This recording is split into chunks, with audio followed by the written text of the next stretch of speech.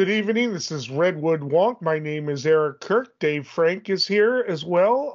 We are going to talk national politics of the day, and well, there's a lot going on this week. I actually, as I was proposing topics for Dave to agree to, I had to basically pick and choose because there's so much going on that we're not going to be able to cover. But obviously, the big issue is the infrastructure bill. And Dave, how you doing tonight?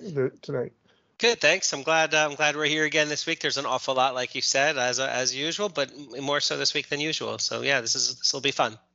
All right. Well, as you know, there have been two bills tracked to be heard on the same day, to be passed on the same day. Republicans are very resentful of this because we've got the so-called bipartisan bill, which has been negotiated with, a group of moderate Republican senators, such as they are, because they want to be able to go back to their reelection campaigns in their states and then be able to say, we actually did work to get something done, and this is what we brought for roads and the rest. It's about $600 billion in new money that they're doing, and then concurrently with that, and this has generated some resentment from the Republicans, is that the Democrats intend to use the reconciliation process, the process by which they can bypass the filibuster and get it passed with 50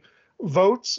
They appear to have done whatever they need to do to appease or entice the Democratic moderates such as Manchin and Sinema, because they seem to be swaggering and moving forward with it. But it seemed like the Republicans have been trying to drag their feet for whatever reason, maybe force it into the next session and the rest. But Chuck Schumer, who is the majority leader of the Senate, has insisted that he does not want to leave Washington for the August break until these bills are passed and done. And so he pushed for a procedural vote today to send it to debate. Now, unfortunately, and this is again an ongoing discussions about filibuster reform. Apparently, you really the filibustering. It's not like Texas where they have to leave the state, or stand up for forever and talk. Or like the old days, you just have to basically send an email saying I'm not voting for this, and if 40 of them do that, or 41 of them do that, then it doesn't go to debate, and then it doesn't go. And obviously, if it even gets to debate, on the other end, they can filibuster there too. I've long said that I don't see any rational reason for the filibuster to be able to cut off debate. It should be there for national discussion, and that that they need to reform that part of it, and then still, if the minority party or a 41% majority, well, actually it is percent, but 41 numbered minority don't want to want to filibuster it, then they should be allowed to filibuster. It still shouldn't be as easy as sending an email, but we've already reviewed that. Hopefully, most of our listeners know about that. But what's happening is that Schumer sent it to a vote to begin debate. There is a time period by which debate has to happen, unless it's cut off early, and that would have to be by agreement. I think consent, possibly unanimous consent. I'm not sure, but in order to move it towards a vote. So this was the time that if they started debate today, they would be guaranteed of finishing at the time of the scheduled August break for Congress. Well, Schumer wanted to be in a position to say, look, if you don't start the debate today, if you didn't start, you blocked the debate, we could have been out of here in time, but we are not leaving Washington until this bill is cranked out, the bipartisan bill, and then on the same day, the reconciliation bill of $3.5 trillion rather than just 600 billion would accompany. And of course, the 3.5 trillion even after it's been watered down a bit with negotiations with Manchin, there's still a number of provisions in there that address the climate, that address other economic issues that the Republicans don't consider to be infrastructure, and so that it appears that is going to pass unless Manchin or Sinema or one of those 7 Democrats who have been kind of on the fence change their minds. But it's just the way the Democrats are operating. It looks like they've got those 50 votes ready to go. And if the Republicans don't cooperate on the bipartisan bill, they'll just fold it into the reconciliation bill and pass the whole thing. And the Republicans are left out in the cold without leaving Washington without having accomplished anything other than not even to block what's happening, because they can't block a reconciliation bill. Yeah, so this I guess today's new event, the relevance of that vote today that was 51-49 is exactly what you said. It was a tactical move related to the calendar, about advancing the concept of giving people the bipartisan bill that can get passed on a calendar timeline that everybody in the Democratic side seems to want. So yeah, that's I guess that one vote. The reason it was 51-49 is because technically, if Schumer voted against it with the Republicans, that allowed him to reintroduce it again in the future. Some arcane rule I didn't know about. Right. But yeah, so there's this core group of moderate Democrats that are in alignment with President Biden, who do want to see a bipartisan, infrastructure bill, which, like we've talked about for a few weeks now, I do think that of all things, that's one thing that Republicans should be able to wrap their heads around, is that bringing home the bacon, $1 trillion to the 3,150 or so counties around the country that all want this money and all want these projects, kind of a no-brainer. But so just to keep the, herding the cats, so to speak, Schumer's getting some credit because unanimous agreement of the group of moderate Democrats, names like you said, Kristen Sinema, Joe Manchin, and also John Tester, Jeanne Shaheen, Mark Warner. They all are together thinking like, look, we've watched how Mitch McConnell has run the Republican side of the Senate for a long time, and he'll do everything in his power to use the rules, use the power and influence to get exactly what you want.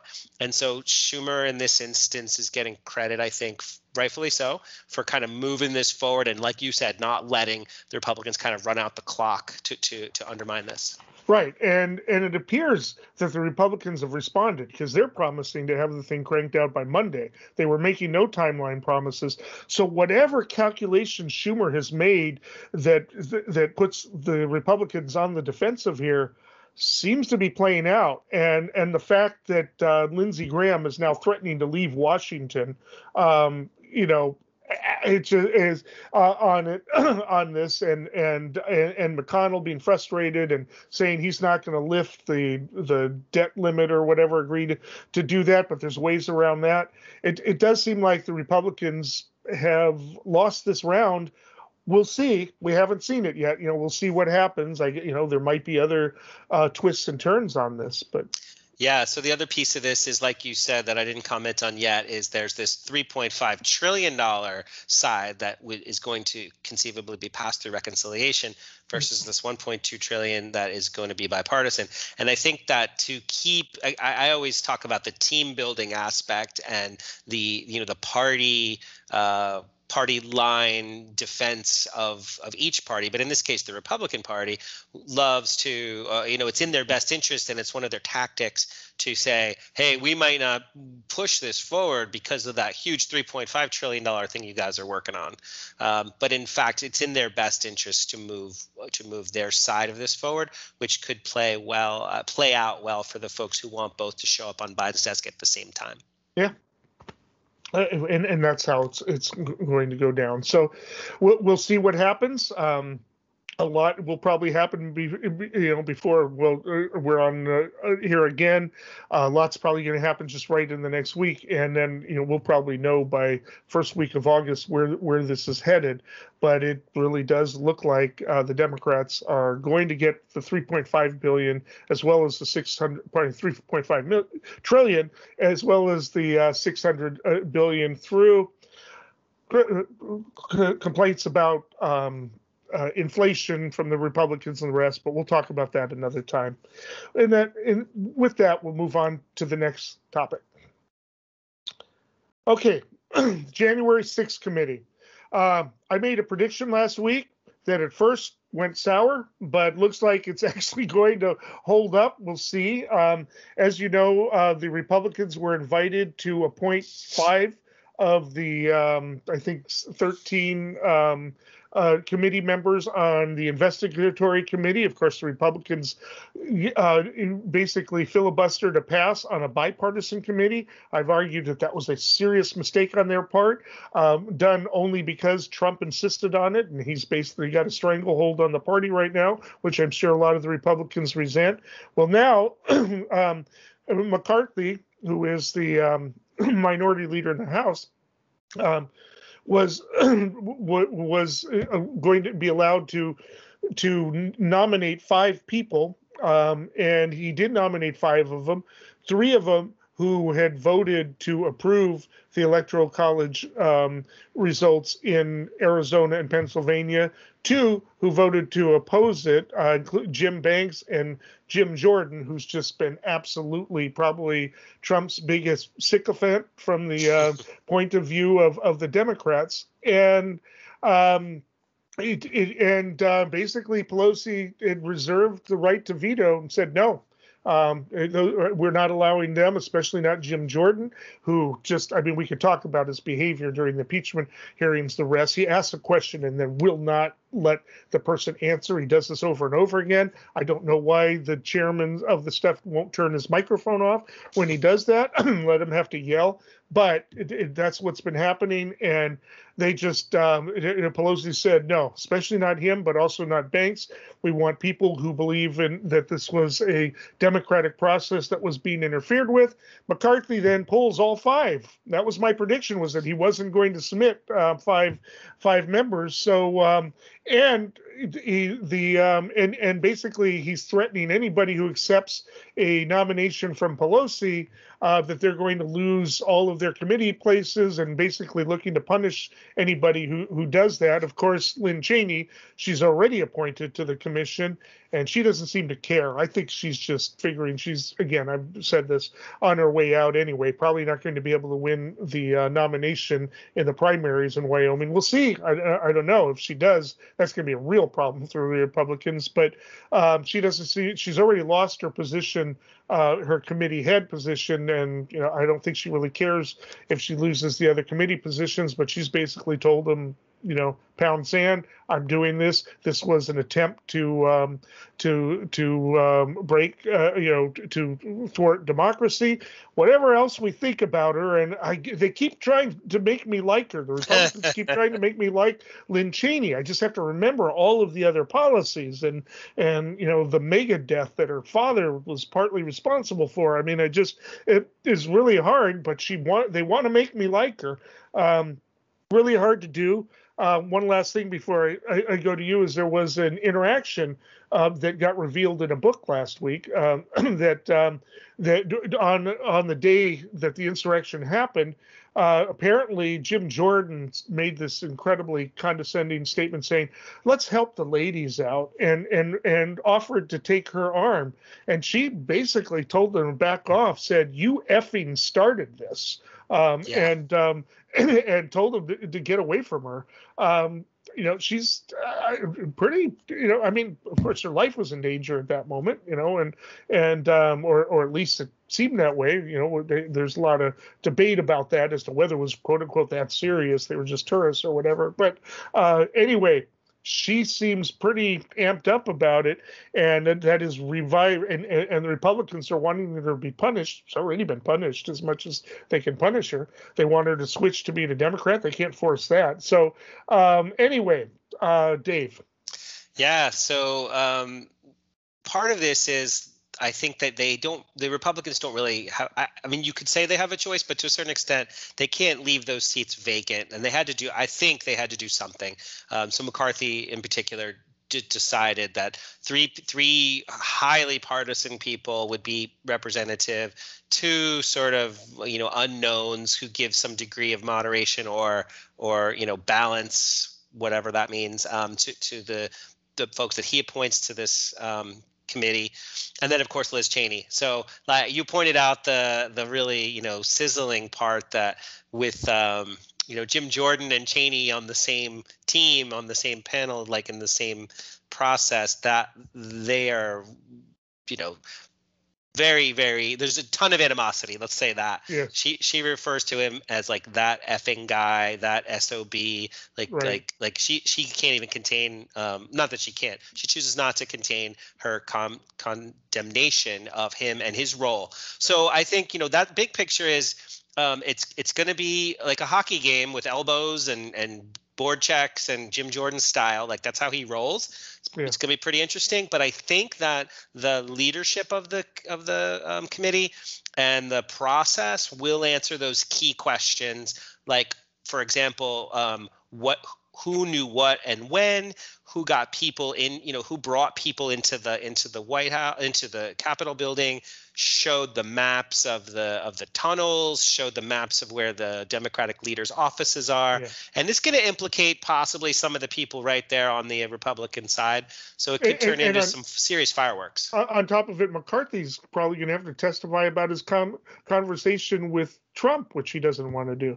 Yeah, exactly. And same thing, like people know who said what and when. And in fact, one of these guys, I want to say it's Jim Banks, but it might not be him. It could be Troy Nels. So I'm not 100% sure. I think it might be Representative Nels. Was actually there at the door, side by side with the police, barricading the door because he's a veteran. I think that was Trey. Okay, it was Trey. Yep. And she was going to let him be on the panel. It's only the two she vetoed. But yeah. And so he obviously, his training in military and law enforcement had him assess that there was a threat that required his action, and he stepped up and was, but now suddenly he's going to be one of those folks who is going to try to undermine that there was any kind of threat beyond a tourist visit through the corridor. So it could get very interesting. It could. Like I said, it's and maybe this is theater. Maybe he'll come back tomorrow and say that he wants people on. If he doesn't have people on that panel, it's going to be bad news because I mean they already can't stop the subpoenas. If they had the bipartisan commission, if they had voted in unison, they could have stopped the subpoenas. Would have needed a majority, but because they didn't get the bipartisan panel. Now it's a select committee chosen by the majority, and the media is not going to cover it any less. And they get to choose who is doing it. They get to who's on the panel, and they're going to block any effort to try to bring in the Black Lives Matter demonstrations as if they have any bearing on this particular issue.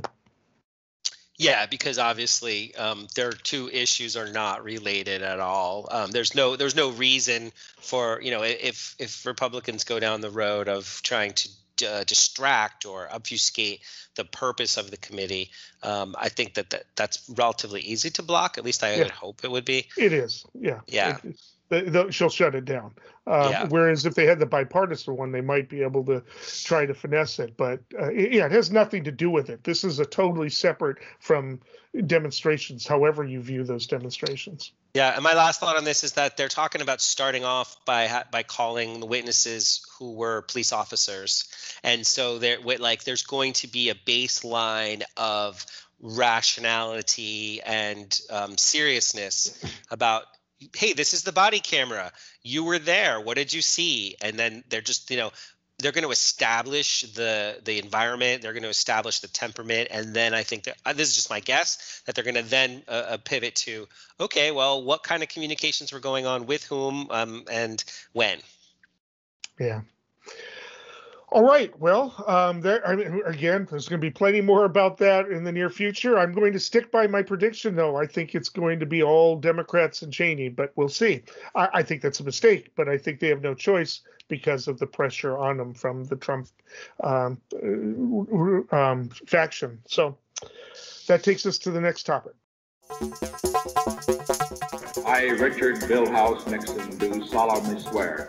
I, Gerald R. Ford, do solemnly swear. I, Jimmy Carter, do solemnly swear. I, Ronald Reagan, do solemnly swear. I, George Herbert Walker Bush, do solemnly swear. I, William Jefferson Clinton, do solemnly swear. I, George Walker Bush, do solemnly swear. I, Barack Hussein Obama, do solemnly swear. I, Donald John Trump, do solemnly swear. I, Joseph Robinette Biden Jr., do solemnly swear. So help me God. All right. Topic. I encourage people to go and Google Fauci versus Rand Paul video. It was a very interesting moment. I guess Fauci is getting really tired of certain, type lines of questioning, particularly from Rand Paul. And apparently back in this some months ago, Fauci was brought before, was testifying, and Rand Paul had asked, has any gain of function research money been given to the Wuhan laboratory? And Dr. Fauci said, no, it's not. Research money was given to him. It's not gain of function. Apparently, some people have told Rand Paul since then that it is gain of function. What gain of function is a very highly technical thing. And it basically, in lay terms, as best as I can understand it, is it's research in which you actually alter the DNA of a virus in order to see what it can potentially evolve into. And but it doesn't necessarily incorporate all DNA manipulation of a virus. So again, I don't know who's right on it, honestly, but I do know that that Rand Paul went at Fauci yesterday and said, you lied to Congress back then. You understand that it's a crime to lie to Congress. And Fauci said back, with all due respect, you don't know what you're talking about. You don't know anything about the subject, and you're lying. And so they called each other liars. This got really heated. And then afterwards, Paul says that he's going to refer a matter to complain to the Department of Justice to demand that Fauci be prosecuted for lying to Congress about it. It should be noted that even what Paul was basically trying to argue that the funding was for, it would have had nothing to do with this particular virus and have nothing to do with killing people, but just whether or not what the funding was for was technically gain of function. I don't, I'm not in a position to judge that. I think people who are into the research know that a lot more as to whether it is. I noted that some people who aren't necessarily right-wing or pro-Republican have said Fauci's wrong on that. But for Fauci to be wrong on that doesn't necessarily mean he's lying about it. He might have an opinion that's different from these other people about what constitutes that research. But it is, the politics of it is not calming down. Republicans have been trying to paint Fauci as some sort of partisan for some time now, ever since the Trump administration was no longer there. And at any rate, it is another one of those intense moments with a lot of theater, except that I think Fauci's response was not planned. He just lost his temper, uncharacteristically so. You kind of picked the word right off of my tip of my tongue here, is that this conversation, this episode is illustrative of like the low level of discourse in what's supposed to be an august Senate. I mean, ultimately, Senator Paul's supposed to be a statesman. Right. But no, I mean, you watch how he talks to various people in committee and in testifying, he's got an agenda, and that's not just him. I mean, I think that's we've witnessed a devolution, devolving nature of debate. But some of the Democrats are referring to him as the Jim Jordan of the Senate. But I don't know if he's the only one. Maybe Ron Johnson too. But yeah. And actually, I mean, to be fair, you mentioned Jim Jordan. Jim Jordan did a really good job, I would say, at one point of litigating, in air quotes, the immediate aftermath of what happened from the first time that Dr. Fauci was contacted about the virus. Overnight, what happened, who he brought together, what communications took place. And the truth is that this is a very technical conversation about, is it gain of function, is it not gain of function? But the truth is that Rand Paul was trying to make one point, and then he also spilled it into another point about you could be wrong, you could be liable, you could be a liar, basically. And it was an assault on that was not necessary. And I would say that Dr. Fauci did something very similar in a sense of he took the bait and he just said, you are wrong. You're the one who doesn't know what you're talking about. And it just like I said, it just devolved. But the truth is, and it's worth watching. It's totally worth watching. It is really worth watching. But I just want to add that that if you want to look into it for yourself and try to wrap your head around what actually happened, there's this Wade article that you and I talked about where systematically, methodically go through what happened at that lab and surrounding what they were studying and the implications of what they were studying, and it's worth, for the benefit of mankind, it's worth understanding that better. The vilification of the people that we don't agree with, however, is poisoned the well here, and it's not likely that we're going to have a thoughtful conversation about strategies for the future. Certainly the culpability is it's a tenuous argument. It's not, it's not the case that you could point to a smoking gun in any way, but I feel like the gotcha moment, the troll moment, the public hashing of this out is just ugly, and unfortunately that's what's front and center. That's what we end up talking about. Well, and what they've used against Dr. Fauci before was his emails, in which he was equivocal and said, well, maybe this did come from the lab and the rest, but even though publicly he was saying, I don't think so, but he wasn't talking in absolute terms. He's a scientist, right? And so he, early on, and I mean, it admitted, I think in one of the emails, that it would be one hell of a coincidence if it had nothing to do with that laboratory when they were doing precisely that type of thing. And was it sloppiness? Was it necessarily intentional that the Chinese government wanted to leak it out with their own people? Doesn't seem really likely. It sounds like if it did originate in the lab, it was a mistake that it got out of the lab, because boy, if they were going to do it, they probably wouldn't do it right there, right? So it's just But a lot of questions, Chinese government obviously not being forthcoming with a lot of information, nothing new for the Chinese government.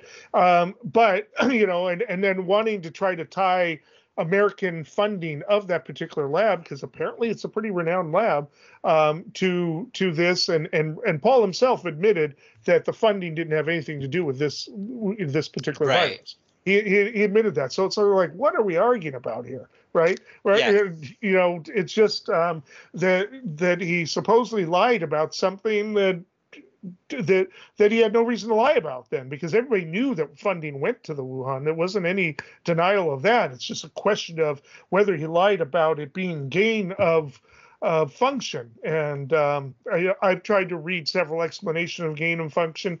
It's one of those things where I can get a general idea of it, but apparently experts disagree on what that means, and that makes it hard. Yeah, and that's kind of where we're at too. I mean, I think it's important to point out that this is a nuanced scientific issue, that if you are genetically manipulating a virus for the purpose of studying it, that's one thing. If you are genetically manipulating a virus for the purpose of weaponizing it, that's the extreme other thing. If there's an accidental infection of a scientist who's studying this virus, that's an accident. If some other massive plot of nefariousness results in, millions of deaths intentionally, that's an extreme other thing. So there's a lot of nuance here that is totally skipped over by the loose language that I think that the let's attack Fauci camp is using. And I think, like you said, Fauci pretty much just was sick of it, apparently, and decided it was time to just lash out. Like you said, he probably wouldn't do that under 99% of the circumstances. But I think Senator Paul has a way of getting him going. Yeah, no, he does not like Paul. That much is clear. So, all right, well, that's going to take us to another kind of related topic for the next segment. I think I've made mistakes. I mean, every time somebody says I made a mistake, they do the polls and my numbers go up. So I guess I haven't made any mistakes. We showed up and we demonstrated that we would not have our voices silenced by a Republican Party that across the country had a singular intention on suppressing the right to vote. Some Democratic senators seem to imagine they could just break the rules on a razor-thin majority. Nothing would stand between them and their entire agenda, a new era of fast-track policymaking. The Republican Party moved very far away from reality. And the fact that you got colleagues of mine in the Senate who refuse even today to acknowledge that Donald Trump lost the election. How do you deal with that? Joe Biden is the president we need right now. Battle-tested, forward-looking, honest and authentic. He has never forgotten who he is fighting for. Republicans and vaccinations. We've discussed on this show, and it's all over the place, that right now I think about 83% of the people who are infected by the Delta variant. We are being told, at least by the CDC, that fewer than 1% of the people actually dying, not necessarily hospitalized, but dying, have been vaccinated. It does seem like a pretty strong argument that the vaccination is really working to at least save lives, if not, keep people from being real sick. A little bit of contradictory data coming out of Britain, but it's not as contradictory as you would think, because Britain is a particular situation in which a lot more people have been vaccinated. And so therefore, of the people dying, a higher rate of them would be vaccinated, because almost everybody's vaccinated, right? So and they have fewer deaths in England proportionate to their population, and fewer infections. But what's really clear is that the infections are highest in states where the vaccination rates are lowest, and where the precautions are being thrown out the window in the name of tourism or other reasons. 1/5 of all of the infections that was reported on NPR this morning are in Florida alone. Period. Of the 1/5 of the national one. Now, Florida's a pretty big state, but it's not 1/5 of the population. The worst place for infections, COVID infections and death is Alabama. It's the lowest rate of vaccination. About a third of the people are fully vaccinated. A lot of poverty in Alabama, a lot of problem reaching out, a lot of anti-vax sentiments there, and it's really sad. There was an article that came out today. I'm forgetting which source, but if you Google it, Alabama doctor telling patients it's too late for vaccine.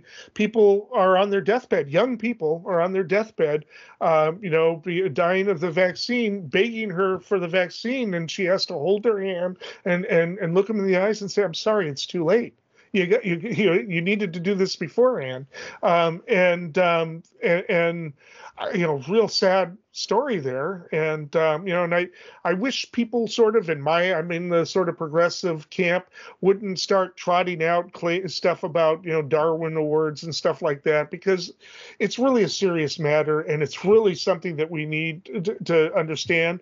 But what I don't understand is the Republican leadership on this. I mean, it's almost like they want to lose the midterm election and the next election by killing off their their constituents. I'm willing to be cynical about them because they are debating within the Republican Party about how to respond and whether or not to even encourage people to be vaccinated. They're saying, well, it's their choice. Well, yes, it's their choice, but you need to influence as a leader that choice, or at least inform that choice to say, this is what's happening. Fewer than 1%. Yes, the CDC says fewer than 1% happening. I have no reason to disbelieve that.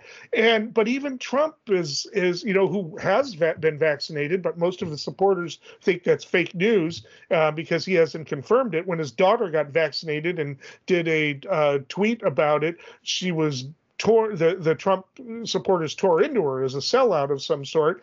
And so, and if Trump would get onto the a bandwagon and starts telling the supporters, please get yourselves vaccinated like I did, maybe some lives would be saved. But it's almost like he doesn't want to buck the trend. He doesn't want to lose supporters. The Republicans don't want to lose supporters of the right-wing anti-vax movement. And there is left-wing anti-vaxxers too. They're pretty frequent in Humboldt County. But to do that, so they're just basically saying, well, it's their choice. Okay, it's their choice, but inform that choice. Give them the information, using your leadership abilities, and they don't seem to want to do that.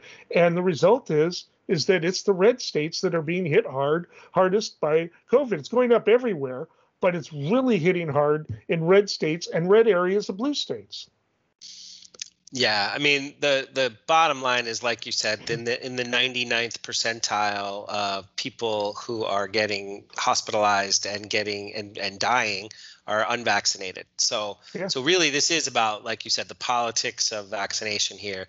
At one point we were talking about lockdowns. There was an economic reason for Republicans to resist that. We were talking about mask wearing. There was a libertarian reason against that. But vaccination is pure science, evidence, data. And so there's a hesitancy. There's a natural hesitancy that I think that they played on. There's a resistance to big government or being told what to do, authority, resentment in general.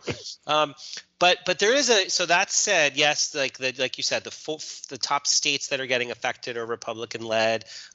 But what's worse, I think, is if you look at the county level data, like there are counties out there in Republican dominated states, Republican led states, where the increase in these cases is not just at the scary numbers that we're seeing, which is like nearly 200% nationwide, but it's threefold, fourfold, fivefold, sixfold. So we're talking factor of 6 times more cases this week than 2 weeks ago. So this curve is ugly. And if you are not vaccinated, granted, the odds are in your favor that you're not going to die. Most people who get sick don't die, but long COVID is a very unknown, an important unknown here. We don't want anybody to get long COVID. We don't want anybody to be hospitalized. We don't want people to die. So the politics of vaccination, there's this Republican element of it. Of course, this is a political show, but I think the science is also important. That we look at. There's data out there about the vaccine hesitancy as you break it down by race also. So there are people, and I'm generalizing, but this is according to Kaiser Family Foundation, about 65% of Asian Americans are vaccinated, but only about 35% of Black Americans are vaccinated. Latinos are down there also, but yet these people of color are impacted at an order of magnitude higher than others. So there are other issues at play here besides your political leaning and your position on libertarianism, your position on economic and rights-based arguments why the government can't tell me what to do. And I think that if our goal is to get people vaccinated, we ought to unpack that political, we ought to unpack the skepticism through public health outreach that's effective, and I think we know how to do it. I think so too, but what's especially frustrating. I mean, okay, so the people, some of the leaders in Alabama, some of them are just, not in the modern world at all, unfortunately. But DeSantis, Governor DeSantis, for him to be dismissive and say, oh, this is a seasonal virus. I mean, for crying out loud, first of all, it's not. It gets higher. It got higher in the summer because that's when people are loosening up. But it's not a seasonal virus. It doesn't lose its virility in the winter. I'm sorry, that just isn't what happens. But it was going down. We were dropping. The rates were going down, even in Florida. And maybe that it's a gambit that he's complaining that maybe a month from now it won't be as high, just of natural courses. But he made a gambit. He decided that for him, his political fortunes, and of course he wants to replace Trump as the standard bearer for the Republican Party in 2024, and there's a lot of popularity of him to within the party to do that, and he seems to have a lot of support of moderates outside the party at the moment. But his gamble was, I want Florida's economy to be good. I'm sorry, it sounds cynical. If that means a few more people have to die, then that's the way it is. But it's been that way from the beginning. He's allowed the Florida beach parties to happen, and that's the one that really upsets me the most, because this is a guy with some actual pull who can make a difference and get people to be vaccinated. And he's made the political calculation that that's not what's in his favor, and that is cynical. So I'm with you that it's a tragedy, basically, for people to decide that politics and political team building is more important than people's health and public health in general. But we did see a new development. I thought you might not have mentioned this, but President Biden's got folks going out to some of the major media news sources and saying, look, making the case basically that you just made, that it's really important that people look at this data and realize what is happening. And as these counties turn red and the graph goes parabolic in the increase in cases, that maybe it's worthwhile just to say, hey, Fox News, if you guys have a vaccine passport policy within your organization and most people in your organization are vaccinated, maybe somebody of stature ought to go on TV and say something about this. And sure enough, Sean Hannity did go out and say something yesterday. So maybe we said there's going to be an experiment out there. States are handling it differently, and the data won't lie, and maybe there'll be some responsiveness to this over the coming weeks as things get worse. I hope so, because Tucker Carlson isn't doing that, and has actually, even though I think he's been vaccinated and he won't say it, he's playing right to the choir on that. Good for Sean Hannity if he's taking, wants to save the lives of some of his viewers. Great. I'm glad. I would just say one last thing. Tucker is not the person that I would ever look to for reason and accountability. Yeah, I know. Wasn't always true. I would have preferred him to Hannity about 10 years ago, not anymore. All right, that takes us to the last topic. Maricopa County, the cyber ninjas came out with a report, 182 possible votes that were fraud. Of course, Trump lost by 11,000 votes. Fox News reported that. For some reason, Trump got slammed Fox News for reporting that only 182 people were found to do it. The cyber ninjas are and that's just maybes. That's not even 182 people identified as fraud, but questionable ballots. 182. After all this time, and what are the cyber ninjas doing? They're asking for more money and more time. It was comical a month or two ago. I can't remember exactly when they were sending some of the ballots to a laboratory in Montana, which turned out to be a log cabin. The reporters actually followed them onto the planes to see where it was going. They took pictures of the cabin. The Republicans were calling the media people stalkers for doing that. That's what the media is supposed to do, right? I think good media are stalkers in that situation. But and the rumor was they were testing the ballots for bamboo to see if this was Chinese origin paper, fake ballots, whatever. It seems to be a bust, and yet there's this push for similar audits in Pennsylvania, possibly Georgia. I think that this report is going to really hurt their chances of that. And they're not, and they're not even really being firm. They're not releasing any details to the public about those 182 ballots or anything. But this is their completely partisan investigation coming up with 182 questionable ballots, not one ballot that they say is definitively fraudulent, which surprises me if they were doing a good job, because I would be hard pressed to think that in any county there was no badly cast, miscast ballot, whether or not it was fraud or error or something like that. But 182 maybe fraudulent ballots, I think this is a fiasco. For the Republicans. We'll see how the politics, they're trying to blow over it. Well, we didn't have enough time. How much time do you need? I mean, anyway. So fiasco is a good word for this. I like how you tossed me these, segues that are really crystallizing my thoughts already. Anyway, so last week there was something that came out that I made a note of it to make sure that we talked about it this week. So I'm really glad you put this on our radar. The Maricopa County review. This is it's hard to call an audit because these people had no experience in auditing, and it's not actually an audit.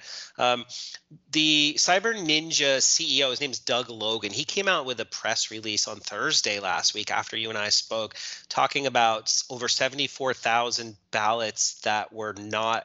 They're classified as mail-in ballots, but these people didn't actually request mail-in ballots, meaning that they were, fabricated, that there was some smoking gun here in some way. But the experts in Arizona, in Maricopa County, talked about how, well, there's a coding issue here. Oh, and by the way, not only did he do this press release, but like Representative Lauren Boebert from Colorado, she jumped on the bandwagon, and yep. Her quote's really important here. There was no record of these being sent in. That's not normal. That's not right. That's not safe, nor is this secure, because I guess they're pushing safe and secure elections. But also Trump jumped on it too, and he called them the magic ballots. But you hear from the experts who immediately were saying, you guys don't know what you're talking about. Here, the way we code our balloting is there's this EV32 category that goes right up until October 23rd. And then there's EV33, which is when someone does an in-person vote. It kind of gets categorized in that same grouping that gets called mail-in ballots, but it's in fact in-person voting before Election Day. And that's where the 74,000 number comes from. There was a discrepancy of 2 in the when you add the EV33 to the number. And it turns out that that's because the 23rd over the weekend, there may be a couple that came in somehow. And then on the 26th, the following day, they counted him. So it might be like in roulette where there's a green 0 and a green 00. You say it's either red or it's black, but there's actually a green. This is one of those things where the discrepancy of 2 votes could literally just be because of the date numbers between the 23rd and the 26th. But that said, 100, in effect, 99.9% matchup between exactly what they said was there and exactly what was there. But the Cyber Ninjas decided this was a talking point that was worth getting out there. So it just shows to reinforce the political grandstanding, gotcha journalism, and lack of desire for this actually to be a true audit for a legitimate exercise at all. And you get a narrative out there. It's hard to take it in. Suitcases full of ballots. There were no suitcases. These were the containers that were used. It was, everything was pretty much the way it was supposed to be, except that there was a little bit of a mix-up of whether or not the shift was over when the order came down. No, you need to keep counting. We need to get this done. A lot of stuff in there. But once they get a narrative out there, I still hear from people online in discussions. Well, what about the suitcases full of ballots? And like that has been debunked over and over again. That's not what happened. And but it doesn't. If your news source doesn't cover it, then you got a problem. I noticed though Fox News is not wanting to be on the fringe. We'll see. I don't know how OAN or Newsmax or any of the others are covering it, but Fox News definitely reported all they found was 182 questionable ballots, and Trump laid into them saying, "You are just like the liberal media, blah blah blah." It's just that's not a position that the Republicans want to be in. And I haven't heard anything about this push for Pennsylvania audit, but I have a feeling the wind got knocked out of that sail. Yeah, and just to not to belabor this point, but I always talk about how it's a team building exercise. You get the narrative out there, people talk about it, that strengthens their bond as a party and their party affiliation. And I feel like I think that cyber ninjas in this case, when this CEO, when he said the only way that we could prove this is we went door to door and we uncovered this. And it's like, door to door did not give you the exact number of 24,241 E33 ballots. You saw it on a list. You did. And separately, like, it's a jobs program for him and his people, and they want door to door campaigns. They want a labor line contract that Republicans will endorse and raise money over and talk and perpetuate the claims of fraud where the evidence is as close to nil as I could envision. And they may be in a little bit of trouble because a judge last week ruled that whatever their bills were are public record. And so the media, through their public records requests, are going to be able to scrutinize those bills entirely for what they've done and what they've billed the Arizona taxpayers. We know that they've already cost the Arizona taxpayers millions of dollars because the machines can't be used anymore because they messed with those. They had to replace those machines. This is a private outfit. They are not actually supposed to touch certain data according to the law. They were given a certain amount of leeway, but apparently they went beyond that. And and these are people who have never had anything to do with elections before or audits, and they're doing an audit of an election. They probably should have changed their name because it really does it is looking bad. I think I think that's going to put on, and the MyPillow guy is backing off his claim that Trump will be back in office in the middle of August, saying he never really said that, because of this. And I'm not quite sure where Trump goes in the future with this, but like I said, there's a little bit of a push because one of the Fox News reporters is like saying, well, is President Biden going to ask President Trump to speak out on behalf of, vaccinations? And why isn't there coordinating with the ex-president? It's like, because you give him a microphone and he'll just start talking about how the election was stolen from him. Just like when he went to the border to talk about immigration, he always talks about the same thing. The election was stolen from me. Send me money. That's his whole claim. Anyway, I think that it's really bad for the Republicans. I think they're looking for a quiet, trying a way to back out of it quietly. But but the problem is that there are too many elements of that political faction that isn't going to be quiet.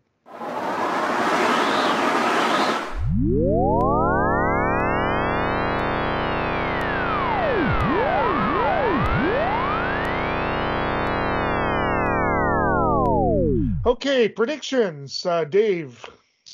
All right. So again, I feel like a broken record here, but this is just an arcane and unfortunate thing that I think is worth pointing out. This week, billionaire investor Tom Barak, former advisor to President Trump, and chair of his inaugural committee, was charged with illegal foreign lobbying on behalf of the United Arab Emirates to influence the foreign policy positions of both Trump as a candidate and his administration. He was charged in a 7-count indictment, acting as an agent between the years 2016 and 2018, also charged with obstruction of justice, making false statements to federal law enforcement agencies. Rather than get super deep into the weeds on what he did in that capacity, I just want to point out that there is a lot of research out there that shows that he was intimately involved in the decision of the Saudi government to put a blockade on the country of Qatar. And this decision lasted through till Trump lost his reelection bid. So it was a major intervention in international affairs and Middle Eastern policy in a very dangerous part of the world. And there's increasing amounts of evidence that the decision for the Saudis and the UAE government to basically gang up on the Qataris had to do with the direct lobbying of Jared Kushner and a personal real estate deal to bail out 666 Fifth Avenue from going under, which would have brought down their whole organization. And so Barack, I think, is in jail now because he's a flight risk. Yes. And so the question is, will he testify in any of the substantive measures? Qatar is a place where there's 10,000 U.S. soldiers. It's a major base. They're an important ally of ours. Will Barack say anything about what he witnessed and the interventions that he was involved in? And my prediction is that he will not, because the threat of doing a year and a half or so in Club Fed, even for a billionaire, is not as great as the threat of going against the Saudi government and their track record of human rights abuses. And so we'll see this play out a little bit, and there's going to be a lot of mud thrown in the direction of corruption in the Trump camp. But I don't think that the Justice Department will get him to flip against them. I noticed the Trump camp has been kind of quiet about it, but we'll be reporting on more of that in the future. I'll make mine really quick here. There's a lot of racist stuff going on around about the death of Ashley Babbitt. There's a lot of cultural war stuff involved. The family is now suing for $10 million. She was in the commission of a felony when she was doing it, and the crowd was breaking in to where members of Congress believed that their lives might be in danger, and their protectors might have believed that their lives were in danger. There was a noose outside, for crying out loud, all kinds of information on that. I believe that the lawsuit is going to be tossed at the demurrer level summarily, and that will fuel the opposition about how the liberal court system is basically protecting the murderer of Ashley Babbitt, and she's going to be the martyr of the Trump movement. So we will see, we'll see how well that goes. My prediction of last week went sour.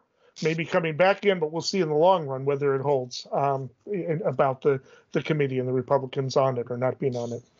All right, that wraps up this episode of Redwood Wonk. Until next time, keep thinking.